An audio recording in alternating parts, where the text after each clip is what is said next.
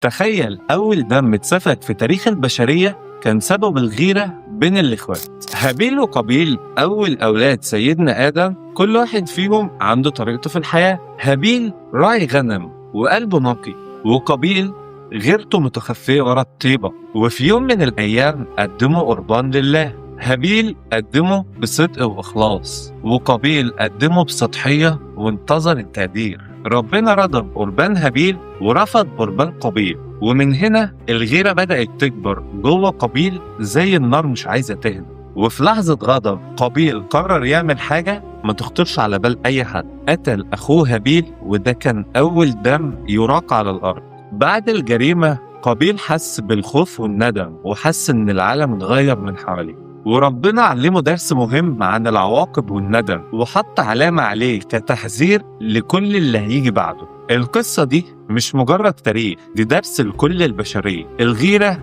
ممكن تدمر علاقات حتى مع أقرب الناس، والعنف عمره ما كان حل. وهابيل أصبح رمز للبراءة، وقابيل درس عن خطورة الغضب وعن أهمية التحكم في مشاعرنا قبل ما تتحكم فينا. وبس كده، ما تنساش تدعي الوالد بالرحمة، وادعي كتير. في أمان الله.